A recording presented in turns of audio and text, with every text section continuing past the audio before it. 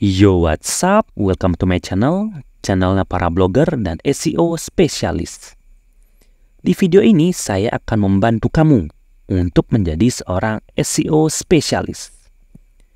Untuk mengawali perjalananmu, sangat penting sekali untuk memahami apa itu SEO secara basic terlebih dahulu. SEO adalah singkatan dari Search Engine Optimization, yang pada intinya adalah sebuah praktek untuk mengoptimalkan konten agar dapat ditemukan melalui hasil pencarian secara organik di mesin pencari. Mesin pencari nggak cuma Google aja. Ada banyak misalkan Bing, Baidu, Yahoo, bahkan Tokped dan Shopee juga ada mesin pencarinya. Tapi video ini bakal ngefokusin untuk ngebahas Google aja ya. Agar konten atau websitemu gampang ditemukan oleh mesin pencari Google, pertama kamu harus tahu terlebih dahulu bagaimana cara kerja Google dalam menampilkan hasil pencariannya. Biasanya Google digunakan oleh orang-orang ketika mereka memiliki pertanyaan dan mencari jawabannya di internet. Dalam menyajikan halaman-halaman website yang sekiranya bisa menjawab pertanyaan si pencari, Google menggunakan suatu algoritma yang sangat canggih. Algoritma Google dan algoritma Yahoo, Bing, dan yang lain-lain itu pastinya berbeda-beda. Tapi secara garis besar, mereka menggunakan 3 langkah yang sama, yaitu crawling, indexing, dan ranking. Step pertama yaitu mengcrawling atau bahasa Indonesianya merayapi. Apa yang dirayapi? Google akan merayapi semua website yang ada di internet.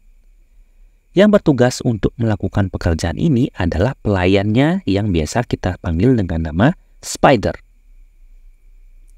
Setiap si spider ini berhasil menemukan sebuah halaman website, yang dia lakukan yaitu men-scan semua isi halaman untuk memahami ini halaman tentang apa sih. Dan apabila di halaman ini dia menemukan sebuah link yang menuju ke halaman lain, dia akan mengecek dan mempelajari halaman itu juga. Begitu dan begitu terus sampai nggak ada link lagi yang dia temukan. Step kedua adalah indexing.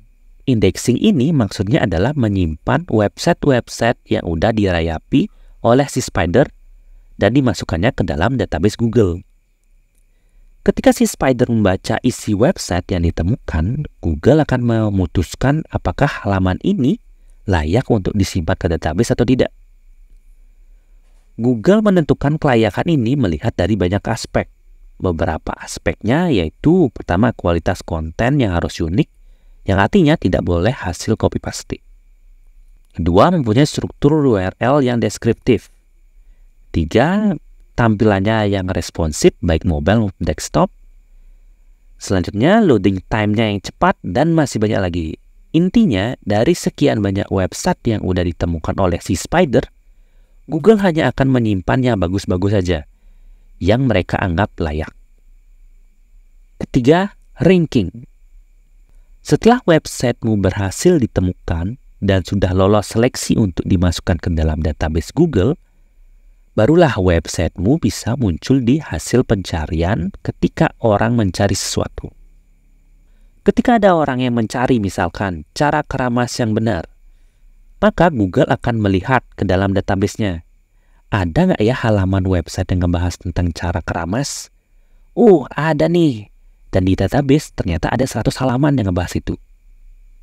Sekali lagi, goals dari Google adalah memberikan jawaban yang paling relevan dari apa yang dicari oleh si pencari. Maka dari itu, dibuatkanlah sistem ranking yang mana nomor 1 itu adalah yang Google anggap paling relevan untuk menjawab pertanyaan si pencari. Selain melihat tingkat relevansinya, ada banyak banget faktor yang bisa mempengaruhi peringkat ini. Faktor apa aja itu nanti kita akan bahas di video-video selanjutnya. Nah, untuk lebih memahami cara kerja Google dalam menampilkan hasil pencariannya, saya akan menunjukkan beberapa study case. Misalkan kamu mengetikkan handphone Samsung terbaik.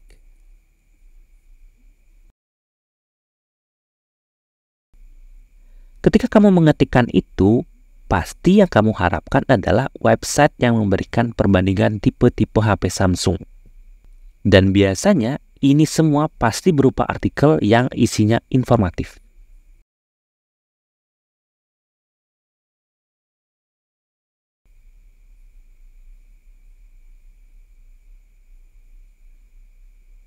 Mari kita coba hapus terbaiknya dan tambahkan Galaxy A14. Nah, hasil pencariannya ikut berubah. Yang tadinya Google menampilkan website-website yang berisi artikel yang sifatnya informatif, sekarang Google menampilkan website-website yang menjual produk Samsung, yang mana website-website ini mempunyai sifat selling. Kenapa seperti itu? Karena saking canggihnya algoritmanya, Google sampai bisa mengerti maksud dari query yang kita ketikkan. Google mengerti kalau yang mengetikkan query ini sudah pasti mempunyai niat untuk membeli HP. Makanya yang ditampilkan adalah website-website e-commerce atau marketplace. Saya akan beri satu contoh lagi. Mari kita coba tambahkan kata unboxing.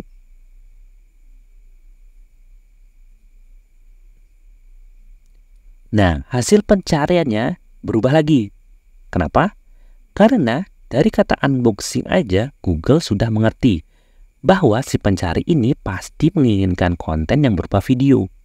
Makanya, hasil pencariannya menampilkan video-video dari YouTube. Dari sini sebenarnya kamu sudah bisa membaca bagaimana cara kerja Google dalam menampilkan hasil pencariannya. Ternyata di setiap kata kunci yang kita ketikkan itu mempunyai arti yang berbeda-beda bagi Google.